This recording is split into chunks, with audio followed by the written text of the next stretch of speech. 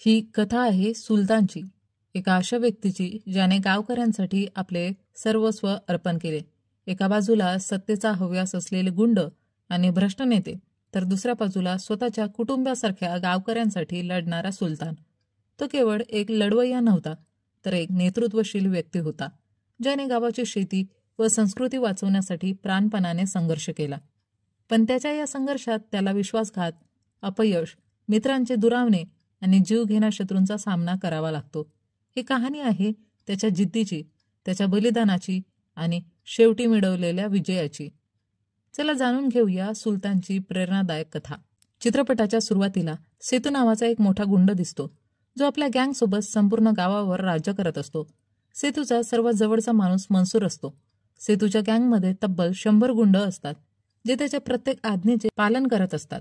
एक रात्री सेतू आपल्या पत्नीसोबत जेवत असतो आणि आपल्याला कळतं की त्याची पत्नी प्रेग्नेंट आहे. ती सेतूला सांगते की जेव्हा आपलं बाळ या जगात येईल, तेव्हा मी त्याला या रक्तपाताच्या जगापासून दूर ठेवेन. मी त्याला शिकवेन, वाढवेन आणि एक चांगला माणूस बनवेल. हे ऐकून सेतूही तिला आश्वासन देतो की हो, आपण असंच करू.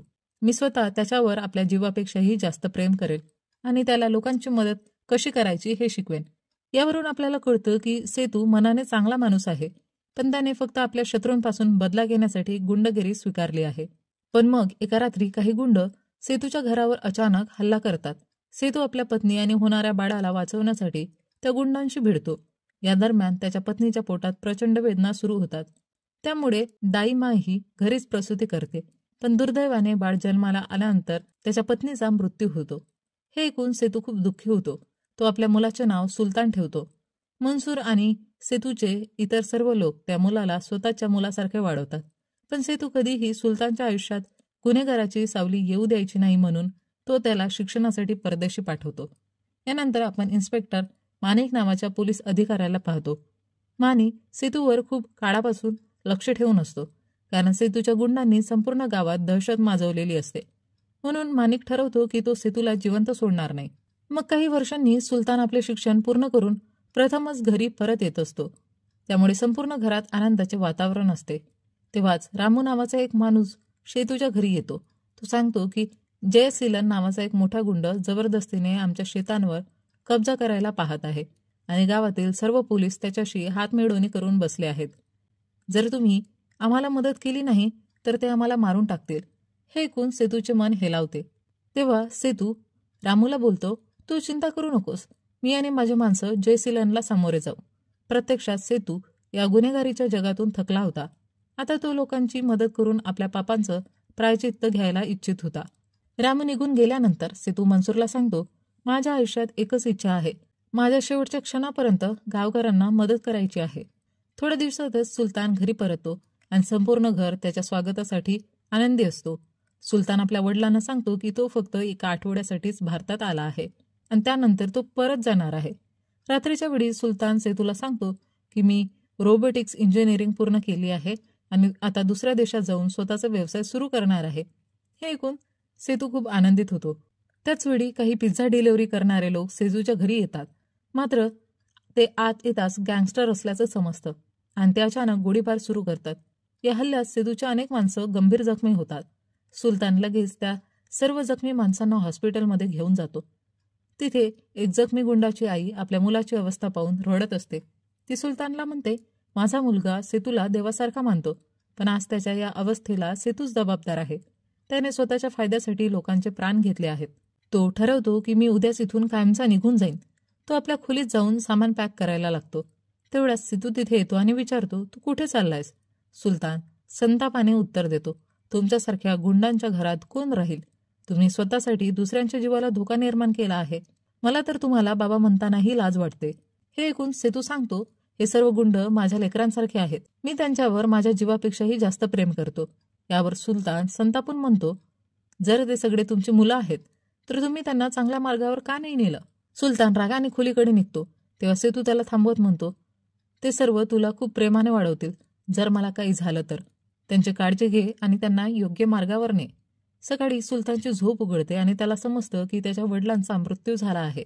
हे पाहून सुलतानला जबरदस्त धक्का बसतो. तेव्हा एका माणसाने सुलतानला सांगितलं की त्या रात्री झालेल्या गोळीबारामध्ये इन्स्पेक्टर माणिकचा हात होता. हे ऐकून सुलतान थेट पोलीस स्टेशनला माणिकला भिडायला जातो. माणिक त्याला थंडपणे सांगतो, तू इथे थांबू नकोस. तुझा बाप गेला, पण आता त्याच्या एका गुंडालाही मी जिवंत ठेवणार नाही.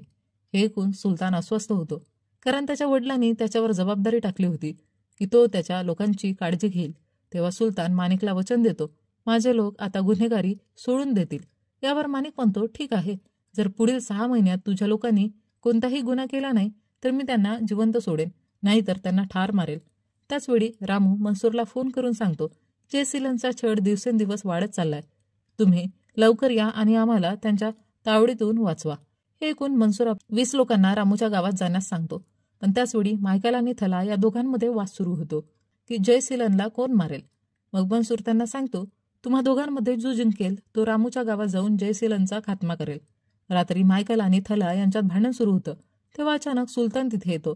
तो संतापून सगळ्यांना सांगतो, आजपासून जर कोणी भांडण केलं तर ते माझ्यासाठी मेल्यासारखे असेल. हे ऐकून सर्व गुंड शांत होतात. रात्री सुलतान आपल्या खोलीत असतो. तेव्हा त्याचा मित्र रघु त्याला विचारतो, तू या गुंडांमध्ये आपलं आयुष्य का खराब करतो आहेस? तुझ्यासमोर अख्खं भविष्य पडलं आहे. यावर सुलतान उत्तर देतो, हे गुंड नाहीत, हे माझं कुटुंब आहे. याच लोकांनी मला वाढवलं, मला पोसलं. मी त्यांना अशा परिस्थितीत सोडून जाऊ शकत नाही. मी त्यांना चांगल्या मार्गावर आणूनच सोडेन. रात्री ओटा नावाचा गुंड मनसूरच्या सांगण्यावरून 20 माणसांसह गपचूप रामूच्या गावाकडे जात असतो. तेव्हा सुलतान त्याला जाताना पाहतो आणि विचारतो, तुम्ही कुठे चाललात?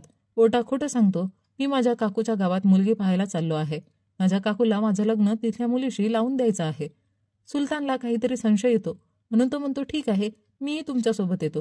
आणि फक्त मीच नाही, माझ्या इतर माणसासह. हे ऐकून सर्व गुंड अवाक होतात. पुढच्या दिवशी सुलतान आणि त्याचे लोक रामूच्या गावात पोहोचतात. रामू गावकऱ्यांना सांगतो, जयसिलनला हे कळता कामा नये की सेतूचे माणसं त्याला मारण्यासाठी आले आहेत. दुसऱ्या बाजूला सुलतान आपले इतर माणसं एका खोलीत बंद करतो आणि फक्त ओटा आणि मनसूरला घेऊन ओट्याच्या साखरपुड्याचा बहाणा करून बाहेर पडतो. मनसूर गावकऱ्यांना सांगतो की सुलतानचा समोर नाटक करायचं आहे, जेणेकरून त्याला सत्य कळू नये. त्याचवेळी सुलतानला पहिल्यांदा रामूची मुलगी रुक्मिणी दिसते. तिला पाहता क्षणीच सुलतान तिच्या प्रेमात पडतो. पण सुलतान अजूनही या गोष्टीबद्दल गोंधळलेला होता की रुक्मिणीला ओटा कसा काय आवडला. तेव्हा ओटा सुलतानच्या कानात हळूच म्हणतो, मला रुक्मिणी अजिबात आवडली नाही. हे ऐकून सुलतान खूप आनंदित होतो. मग तो सर्वांसमोर जाऊन म्हणतो, मला रुक्मिणी खूप आवडते आणि मी तिच्याशीच लग्न करायला तयार आहे. हे ऐकून सगळे तिकडचे थक्क होतात, कारण हे सर्व केवळ एक नाटक होतं. तेव्हा रुक्मिणी सुलतानला सांगते, मला तू बिलकुल आवडत नाहीस. हे बोलून ती तिकडून निघून जाते. यानंतर सुलतान रुक्मिणीचा पाठलाग करायला लागतो, पण रुक्मिणी त्याच्याकडे अजिबात लक्ष देत नाही. दुसरीकडे जेव्हा सुलतान रुक्मिणीला इम्प्रेस करण्याच्या नादात असतो, तेव्हा मनसूर आणि त्याच्या माणसं जयसिलनचा मागोवा घेत असतात, जेणेकरून योग्य संधी मिळताच त्याला संपवता येईल. दरम्यान रामू रुक्मिणीला सांगतो, जोपर्यंत आपलं काम होत नाही तोपर्यंत सुलतानला काहीच कळायला नको. हे मनसूरचा आदेश आहे. गावच्या भल्यासाठी रुक्मिणी या नाटकात सहभागी होण्यास तयार होते. त्याचवेळी थला, जो सुलतानच्या गँगमध्ये मोठा नेता बनायचं स्वप्न पाहत होता, तो ठरवतो की तो स्वतः जाऊन जयसिलनला मारेल. त्याला वाटतं, जर त्याने जयसिलनला संपवलं तर सर्वजण त्याचा आदर करतील. मग जयसिलन आपल्या माणसांसह ऑफिसकडे जात असतो. तेव्हा थला त्याच्यावर मागून हल्ला करण्याचा प्रयत्न करतो, पण त्याआधीच मायकल थलाला पकडतो आणि बाजूला नेतो. मायकल त्याला विचारतो, तू कोणाला विचारून जयसिलनला मारायला चाललास? या तुझा जीवही जाऊ शकतो. पण थलाला याची काहीच पर्वा नव्हती. रात्री गावातलं एक कुटुंब गाव सोडून दुसऱ्या ठिकाणी जात असतं, कारण जयसिलनमुळे गावात कोणीही शेती करू शकत नव्हतं. शेती न झाल्यामुळे गावातल्या लोकांवर उपासमारीची वेळ येत होती. अखेर पुढच्या सकाळी रुक्मिणी सुलतानला मंदिरात बोलावते. तेव्हा रुक्मिणी सुलतानला सांगते, या मंदिरात अनेक वर्षांपासून कुणीही आलेलं नाही. आधी आमच्या गावातले लोक खूप आनंदात होते, पण काही वाईट लोकांच्या नजरा आमच्या गावावर पडल्यापासून आमची सारी खुशहाली निघून गेली आहे. त्यानंतर ती पुढे म्हणते, मी त्याच्याशीच लग्न करेन जो माझं गाव पुन्हा सुखी करेल. हे ऐकून सुलतान विचारात पडतो, कारण त्याला कळत नाही की तो हे सगळं कसं करणार. तेव्हाच ते दोघं पाहतात की गावात एक सरकारी अधिकारी आलेला असतो. तो गावकऱ्यांना सांगतो, तुमच्या गावातल्या जमिनीत लोह आणि इतर महत्त्वाचे खनिजे सापडले आहेत. त्यामुळे अनेक लोक तुमच्या जमिनी बळकावण्याचा प्रयत्न करत आहे. जर 6 महिन्यांच्या आत तुमच्या गावात शेती झाली नाही तर सरकार तुमच्या जमिनीला बंजर घोषित करून ती आपल्या ताब्यात घेईल. हे ऐकून गावकरी खूप दुःखी होतात. गावकऱ्यांना दुःखी पाहून सुलतानही चिंतेत पडतो. याच दरम्यान सुलतान आणि ओटा बाजारात जात असतात. तेव्हा मनसूर ओटाला फोन करून सांगतो, आम्ही जयसिलनला मारण्यासाठी बाजारात आलो आहोत. म्हणून तू सुलतानला तिथे येऊ देऊ नकोस. उट्टा उत्तर देतो, मी काय करू? आम्ही तर आधीच बाजारात पोहोचलो आहोत. बाजारात सुलतानला पाहून त्याचे सर्व माणसं लपून बसतात. मग मनसूर आपल्या एका माणसाला सांगतो, सुलतानच्या नजरेस न पडता तुला जयसिलनला मारावं लागेल. त्याच्या हुकमानुसार तो माणूस जयसिलनला मारायला निघतो. पण त्याचवेळी सुलतानची नजर त्याच्यावर पडते. जयसिलनला मारण्याआधी सुलतान त्या माणसाला पकडून तिकडून घेऊन जातो. यानंतर सुलतान आपल्या लोकांवर प्रचंड रागवतो आणि म्हणतो, मी तुम्हाला सुधारण्यासाठी इथे आणलंय, पण तुम्ही कधीही सुधारणार नाही. तेव्हाच एक वृद्ध व्यक्ती धावत सुलतानकडे येऊन सांगतो, जयसिलन गावातल्या लोकांना कोड्याने मारतोय. हे ऐकून सुलतान आपल्या सर्व माणसांना एका खोलीत बंद करतो आणि एकटाच जयसिलनच्या समोर जातो. तेव्हा सुलतान जयसिलनला विचारतो, तू हे सगळं का करतोयस? तुला दुसऱ्यांवर अत्याचार करून काय मिळणार आहे? यावर जयसिलन उत्तर देतो, इथून निघून जा, नाहीतर तुलाही मारून टाकेन. सुलतानला जयसिलन सोबत लढायचं नव्हतं, म्हणून तो तिकडून निघून जाणार असतो. पण जयसिलन अजूनही गावकऱ्यांना निर्दयपणे मारत असतो. हे पाहून सुलतान स्वतःला थांबू शकत नाही आणि जयसिलनला जोरदार मारहाण करतो. तिथे सुलतानचे साथीदारही पोहोचतात आणि एकामागोमाग एक जयसिलनच्या गुंडांना ठोकतात. त्यामुळे गावकरी सुलतानला आपला रक्षक मानायला लागतात, कारण पहिल्यांदा कुणीतरी जयसिलन विरोधात आवाज उठवला होता. आता राम नावाचा एक मोठा गुंड समोर येतो आणि कळतं की जयसिलन हा रामसाठीच काम करत असतो. जेव्हा रामला सुलतानबद्दल समजतं, सुलतानच्या कुटुंबाबद्दल माहिती काढायला सांगतो. दरम्यान गावकरी सुलतानची भरभरून स्तुती करत असतात. पण थला मात्र त्याच्या विजयाने नाराज होतो, कारण त्याला कुठल्याही मार्गाने गावचा नेता व्हायचं होतं. पुढच्या दिवशी गावात भंडारा सुरू असतो आणि सगळे गावकरी जेवायला आलेले असतात. तिथे सुलतान रुक्मिणीला विचारतो, मी तुझ्यासाठी जयसिलनशी लढलो, आता तरी तू मला पसंत करतेस ना? यावर रुक्मिणी उत्तर देते, माझ्या गावासाठी तू ज्या धैर्याने लढला त्यामुळे मला खूप आनंद झाला आहे, पण मला तुझ्याबद्दल विचार करायला थोडा वेळ लागेल. त्याचवेळी एका वडीलधाऱ्या व्यक्तीने मनसूरला विचारलं, तुम्ही सगळे नेमकं काय करता? मनसूर उत्तर देतो, आम्ही गुंडगिरी करून आपलं पोट भरतो. यावर त्या व्यक्तीने विचारलं, जर माझ्याकडे 100 माणसं असती तर मी त्यांना घेऊन साऱ्या गावात शेती केली असती, त्यामुळे सगळ्यांना भरपूर अन्न मिळालं असतं. हे सुलतान ऐकतो आणि ठरवतो की तो आपल्या साथीदारांसह शेती करेल, म्हणजे गावकऱ्यांची समस्या सुटेल आणि त्याची माणसंही 6 महिने कोणताही गुन्हा न करता राहू शकतील. यानंतर सुलतान गावकऱ्यांना सांगतो, माझे वडील नेहमी तुमची मदत करायची इच्छा बाळगत होते. जयसिलन गाव सोडून गेला असला तरी संकट अजूनही संपलेलं नाही. मी आणि माझे साथीदार तुमच्या गावाला पुन्हा समृद्ध बनवण्यासाठी शेती करू इच्छितो. हे ऐकून सुलतानच्या माणसांना आश्चर्य वाटतं, कारण त्यांनी कधी शेती केली नव्हती. गावात पंचायत भरवली जाते, पण गावकरी भीतीने आपली जमीन सुलतानला देण्यास तयार नसतात. तेव्हा रुक्मिणी त्यांना समजावते, सुलतान खूप चांगला माणूस आहे, तो तुमच्या जमिनी बळकावणार नाही. त्याने स्वतःचा जीव धोक्यात घालून तुम्हाला वाचवला आहे. हे ऐकून काही गावकरी शेतीसाठी आपली जमीन द्यायला तयार होतात. रात्री सुलतानचे साथीदार त्याला सांगतात, आम्हाला शेती करता येणार नाही, कारण शेती करणं सोपी नाही. पण सुलतान शेती करण्याचा निर्णय ठाम ठेवतो आणि त्याच्या माणसांना त्यांचं ऐकणं भाग पडतं. पुढच्या दिवशी सर्वजण एकत्र येऊन शेती करायला लागतात, पण यामध्ये त्यांना खूप अडचणींचा सामना करावा लागतो. त्याचवेळी राम हॉस्पिटलमध्ये जयसिलनला भेटायला येतो. जयसिलन त्याला सांगतो, सुलतान काही छोटा मोठा माणूस नाही, त्याला मारणं खूप अवघड आहे. त्याच्याकडे 100 लोकांचा पाठिंबा आहे. हे ऐकून राम ठरवतो की तो काहीही करून सुलतानला संपवेल. दरम्यान सुलतान अजूनही गावकऱ्यांसाठी काहीतरी चांगलं करण्याच्या विचारात असतो. तेवढ्यात ओटा त्याच्याकडे येऊन म्हणतो, आम्ही शेती करून खूप दमलो आहोत, त्याऐवजी दुसरं काही काम दे. त्यावर सुलतान म्हणतो, तुम्ही सर्वांनी माझं ऐकलं पाहिजे, नाहीतर मला हरवून दाखवा. जो मला हरवेल तोच आजपासून गँगचा लीडर बनेल. हे बोलून सुलतान तिकडून निघून जातो. पण कोणीही त्याच्याशी लढण्यास तयार नव्हतं, त्यामुळे सगळे शांत बसतात. तेवढ्यात थला उठून म्हणतो, मी जाऊन सुलतानशी लढतो. हे ऐकून मायकलला राग येतो आणि तो थलायला मारायला लागतो, पण मनसूर दोघांनाही थांबवतो आणि शांत करतो. यानंतर मनसूर सुलतानला विचारतो, तू हे सगळं कुणासाठी करतोय? सुलतान उत्तर देतो, मी तुम्हा सर्वांना योग्य मार्गावर आणू इच्छितो. माझे वडील मला सोडून गेले, पण आता मी तुम्हा सर्वांना गमावू इच्छित नाही. पुढच्या दिवशी राम गावात सुलतानला भेटायला येतो आणि त्याला पैशांची मोठी ऑफर देतो. जर तू माझ्या गँगमध्ये सामील झालास तर मी तुला खूप पैसे देईन. सुलतान ही ऑफर नाकारतो आणि ठामपणे म्हणतो, मी पैशांसाठी माझा इमान विकू शकत नाही आणि पुढच्या वेळी जर गावात तुझं पाऊल पडलं तर माझ्यासारखा वाईट कोणी नसेल. हे ऐकून राम निघून जातो, पण जाताना आपल्या माणसांना सांगतो, मला काहीही करून सुलतानचा मृतदेह पाहिजे. त्या रात्री रामचे गुंड सुलतानला मारायला येतात, पण सुलतानने याआधीच आयडिया करून ठेवली असते. तो एकामागोमाग एक सर्व गुंडांना जबरदस्त मारहाण करतो आणि पळवून लावतो. सकाळी सुलतान पाहतो की मायकल गावातील एका मुलाला खूप मारत आहे. हे पाहून सुलतान मायकलवर ओरडतो, तुझ्यामुळे गावकऱ्यांचा माझ्यावरचा विश्वास उडाला असेल. मी तुम्हाला भांडण करू नका असं सांगितलं होतं, तरी तुम्ही कधी सुधारणार नाही. तेवढ्यात एका महिलेने सुलतानकडे येऊन सांगितलं, मायकलवर चिडू नकोस, त्याने माझ्या मुलीची इज्जत वाचवली आहे. तो मुलगा नेहमी तिला त्रास देत असे, म्हणून मायकलने त्याला मारलं. हे ऐकून सुलतानला स्वतःच्या चुकीची जाणीव होते, कारण त्याने सत्य जाणून न घेता मायकलवर ओरडलं होतं. तो मायकलकडे जाऊन माफी मागतो, पण मायकल रागाने तिकडून निघून जातो. मायकल एका ठिकाणी एकटा बसलेला असतो तेव्हा थला त्याच्याकडे येतो आणि म्हणतो, सुलतानने तुझ्यासोबत अन्याय केला आहे, तुला तुझ्या अपमानाचा बदला घ्यायलाच हवा. थला मायकलला भडकवतो.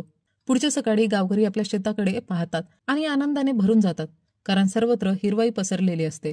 शेवटी सुलतानाने त्याच्या लोकांच्या मेहनतीला यश मिळालं होतं. तेव्हाच रुक्मिणी सुलतानकडे येऊन म्हणते, मी तुला खूप प्रेम करते आणि तुझ्यासोबतच लग्न करण्यास तयार आहे, पण मी माझं गाव सोडून कुठेही जाणार नाही. हे ऐकून सुलतान खूप आनंदी होतो. दुसरीकडे मंत्री रामला सांगतो, आता तुला गावची शेती मिळू शकत नाही, कारण तिथे भरघोस पीक आलं आहे. मी तुला एक संधी देतो, तुला काहीही करून त्या गावावर ताबा मिळवावा लागेल, मग ती शेती तुझी होईल. त्या रात्री रुक्मिणी सुलतानला विचारते, तू माझ्याशी लग्न करणार का? सुलतान होकार देतो आणि मग दोघांचं लग्न होतं. संपूर्ण गाव आनंदात त्याचा विवाह साजरा करतो. एक दिवस सुलतान आणि मनसूर वकिलाकडे जातात. वकील मनसूरला सांगतो, सुलतानने आपली संपूर्ण मालमत्ता विकली आहे आणि प्रत्येक गावकऱ्याच्या नावावर 2-2 एकर जमीन केली आहे. हे ऐकून मनसूर भावूक होतो. सुलतान त्याला सांगतो, तुम्हीच माझं कुटुंब आहात, माझी सगळी मालमत्ता ही तुमचीच आहे. त्या रात्री सुलतान आणि मनसूर बसने प्रवास करत असतात, तेव्हाच गुंड त्यांच्यावर हल्ला करतात. या हल्ल्यात मनसूर गंभीर जखमी होतो. सुलतान गुंडांना मारून मनसूरला हॉस्पिटलमध्ये घेऊन जाण्यास निघतो, पण रस्त्यातच मनसूरचा मृत्यू होतो. जेव्हा सुलतान मनसूरचा मृतदेह घेऊन गावात येतो तेव्हा सर्व गावकरी रडू लागतात, कारण मनसूर त्यांच्यासाठी एक वडिलांसारखा होता. तेव्हाच रामचा सुलतानला फोन येतो. राम म्हणतो, आतापर्यंत मी फक्त एकाला मारलंय, हळूहळू मी तुम्हालाही संपवेन. हे ऐकून सुलतानचे लोक रामला ठार मारण्यासाठी निघतात, पण सुलतान त्यांना थांबवत म्हणतो, लढाईत काहीच नाही, लढाईमुळे फक्त वैर वाढतं, मी स्वतः रामशी बोलतो. हे ऐकून मायकल संतापून म्हणतो, मनसूर तुझ्यामुळेच मेला आहे, आता आम्ही तुझं ऐकणार नाही. तेव्हा सुलतान म्हणतो, जर तुम्ही मला हरवलं तर आजपासून गँगचे लीडर तुम्हीच व्हाल, पण जर मी जिंकलो तर तुम्हाला माझं ऐकावं लागेल. हे ऐकून मायकलही सुलतानशी लढण्यासाठी तयार होतो आणि पहिल्यांदा सुलतान विरोधात त्याचे लोक उभे राहतात. सुलतान विरुद्ध मायकल निर्णायक लढाई सुरू होते. शेवटी सुलतान मायकलला पराभूत करतो. मायकल हरल्यानंतर सर्वांना सुलतानचे ऐकावे लागते. त्यानंतर सर्वजण एकत्र येऊन मनसूरचा अंतिम संस्कार करतात. मात्र त्यानंतर सुलतानचे सर्व साथीदार त्याला सोडून निघून जातात. सुलतान त्यांच्या जाण्याने दुःखी होतो, पण त्यांना थांबू शकत नाही. दुसरीकडे राम सुलतानच्या गँगचे विघटन पाहून खुश होतो. सकाळी रुक्मिणी सुलतानकडे येऊन विचारते, तू इतका दुःखी का बसला आहेस? सुलतान उत्तर देतो, मी कधीच माझ्या आईला पाहिलं नाही, हे लोक माझ्या आईवडिलांसारखे होते, त्यांच्याशिवाय मी पूर्णपणे एकटा पडलो आहे. याच वेळी जयसिलनचा सुलतानला फोन येतो. तो धमकी देतो, मी लवकरच तुला मारायला येतो आहे आणि आता तुला व गावकऱ्यांना कोणीही वाचू शकत नाही. हे ऐकून गावकरी सुलतानला बोलतात, बाळा तू आमच्यासाठी खूप काही केलं आहेस, आम्ही तुझं जीवन धोक्यात घालू शकत नाही, कृपया गाव सोडून जा. पण सुलतान ठामपणे म्हणतो, माझ्या वडिलांनी गावकऱ्यांचं रक्षण करणार माझ्याकडून वचन घेतलं होतं आणि मी ते वचन तोडू शकत नाही. त्यांनी मला संकटापासून पळ कसा घ्यावा हे शिकवले नाही. सुलतान सर्व गावकऱ्यांना सुरक्षित स्थळी पाठवतो. रुक्मिणीला फक्त सुलतानचीच काळजी वाटत असते. रात्री राम आपल्या गुंडांसह सुलतानवर हल्ला करतो. सुलतान आणि त्याचा बॉडीगार्ड मिळून त्या सर्व गुंडांशी लढू लागतात. सुलतान एकटा सगळ्यांवर भारी पडतो, पण तो स्वतःही गंभीर जखमी होतो. शेवटी तो रामला ठार करतो. त्याचवेळी जयसिलन आपल्या लोकांसोबत तिथे येतो, पण सुलतान आता लढाईच्या स्थितीत नव्हता. तेव्हा सुलतानचे सर्व जुने साथीदार परत येतात. हे पाहून सुलतान आनंदित होतो. थला आणि मायकल त्यांच्या चुकीबद्दल सुलतानची माफी मागतात. त्यांना आता सुलतानने त्यांना का थांबवलं होतं हे समजतं. सुलतान त्यांना माफ करतो आणि पूर्ण टीम मिळून जयसिलनचा नाश करतो. पुढच्या दिवशी गावकऱ्यांच्या आयुष्यातून अंधकार पूर्णपणे निघून जातो. सर्वजण आता आनंदी जीवन जगू लागतात आणि हा चित्रपट इथेच संपतो. अखेरच्या युद्धात सुलतानने आपले शेवटचे कणखर रूप दाखवले. जरी तो जखमी झाला असला तरी त्याच्या साहसाने आणि जिद्दीने जयसिलन आणि त्यांच्या गुंडांचा नायनाट केला. जे मित्र कधी त्याच्या विरोधात गेले होते त्यांनीच शेवटी त्याची खरी साथ दिली आणि आपल्या चुकांची कबुली देत त्याची माफी मागितली. या लढाईनंतर गावावरील संकट कायमचे दूर झाले. सुलतानने फक्त गावाला सुरक्षित केलं नाही तर गावकऱ्यांना आत्मनिर्भर बनवले. शेवटी त्यांच्या संघर्षामुळे गावातील अंधकार संपला आणि सगळ्यांनी एक आनंदी समाधानाची जीवनशैली मिळवली. ही कथा आहे त्यागाची, धैर्याची आणि सत्याच्या विजयाची आणि सुलतानच्या जिद्दीची.